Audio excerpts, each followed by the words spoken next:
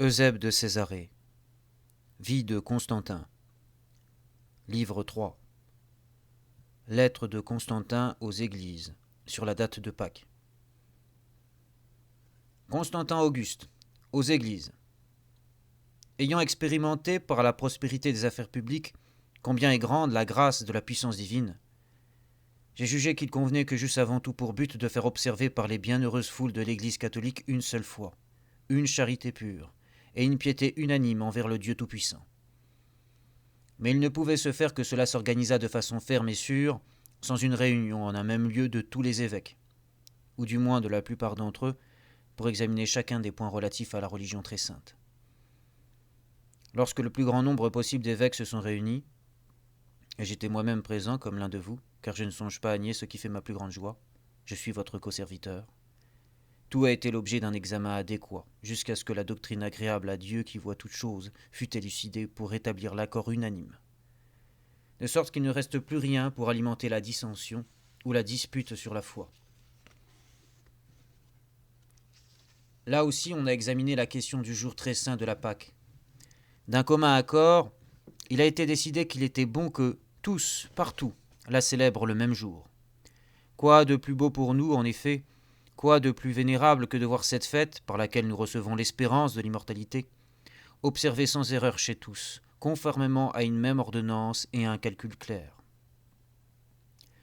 D'abord, il a paru indigne de célébrer cette fête très sainte en suivant la coutume des Juifs qui, pour s'être souillés les mains d'une faute criminelle, ont à juste titre l'âme aveuglée par leur impureté. Ainsi donc il est permis, puisque leur peuple a été rejeté, de nous conformer à une ordonnance plus authentique, que nous avons gardée depuis le premier jour de la Passion jusqu'à présent, et d'étendre aussi jusqu'au siècle futur l'accomplissement de cette observance. N'ayez donc rien de commun avec la masse haïssable des Juifs, car nous avons reçu du Sauveur une autre voie. Une carrière légitime et appropriée s'ouvre à notre très sainte religion. Attachons-nous unanimement à cette carrière et arrachons-nous à cette honteuse communauté de vues, frères vénérés. Il est tout à fait absurde, en vérité, que ces gens-là se vantent de ce que nous soyons incapables, sans leur enseignement, d'observer cette fête. Comment pourront-ils avoir une opinion saine, eux qui, après le meurtre du Seigneur et après le parricide, ont perdu l'esprit et sont poussés, non par quelque raison, mais par un emportement irrépressible, là où les conduit leur folie de nature.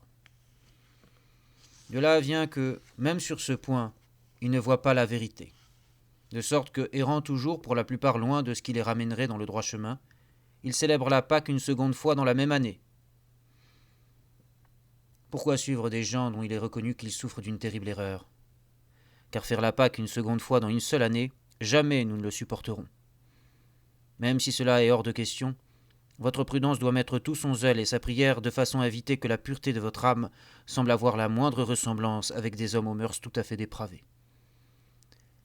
Il faut en outre considérer que, pour une affaire d'une telle importance, et pour une si grande fête religieuse, il est impie qu'il y ait des accords, car unique est le jour que notre Sauveur nous a légué pour fêter notre liberté, le jour de sa très sainte passion, et unique l'Église catholique qui l'a voulu. Elle qui, si dispersée que puissent être ses membres en une grande variété de lieux, est cependant réchauffée par un unique esprit, c'est-à-dire la volonté divine. Que la prudence de votre sainteté considère combien il est terrible et inconvenant qu'au même jour les uns observent des jeûnes, tandis que les autres festoient, et qu'après les jours de la Pâque, certains soient trouvés dans les fêtes et la détente, tandis que d'autres se livrent au jeûne prescrit.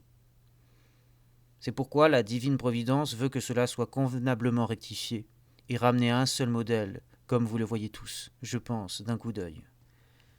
Par conséquent, puisqu'il convenait que cela fût rectifié de sorte que nous n'eussions rien de commun avec ce peuple de parricides et de meurtriers du Seigneur, et que la discipline convenable est celle qu'observent toutes les églises des parties occidentales, méridionales et septentrionales de l'univers, ainsi que certaines régions d'Orient, tous ont jugé que, dans la circonstance présente, il était bon, et j'ai moi-même promis que votre prudence acquiescerait, que l'usage unique est observé unanimement à Rome, dans toute l'Italie et l'Afrique, en Égypte, dans les Espagnes, les Gaules, les Bretagnes, les Libyes, la Grèce entière, les diocèses d'Asie, du Pont et en Cilicie, fut également reçue favorablement par votre intelligence, attentive non seulement au fait que les églises des lieux ci-dessus énumérés constituent la majorité, mais aussi que ces choses très saintes, que tous veuillent d'un commun accord ce qu'un calcul exact semble exiger, et n'ait rien de commun avec les Juifs parjures. Pour résumer l'affaire en peu de mots, tous ont décidé par un commun jugement que la très sainte fête de Pâques fût célébrée un seul et même jour. Car il ne convient pas qu'il y ait de différence dans une affaire aussi sainte. Il vaut bien mieux suivre cette opinion, à laquelle ne sera mêlée aucune erreur ou faute étrangère.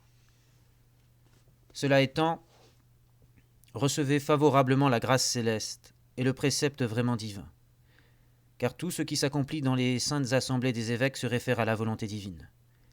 Vous devez donc, lorsque vous aurez exposé à tous nos frères bien-aimés ce qui a été écrit ci-dessus, accepter et faire respecter la façon susdite de calculer la date de la fête très sainte, afin que, lorsque j'irai voir, ainsi que je le désire depuis longtemps, comment vous vivez, je puisse célébrer la sainte fête avec vous un seul et même jour, et que je me réjouisse de tout avec vous. En voyant que la puissance divine a, par nos actions, détruit la cruauté démoniaque, et que partout fleurissent notre foi, notre paix et notre concorde. Dieu vous garde, frères bien-aimés.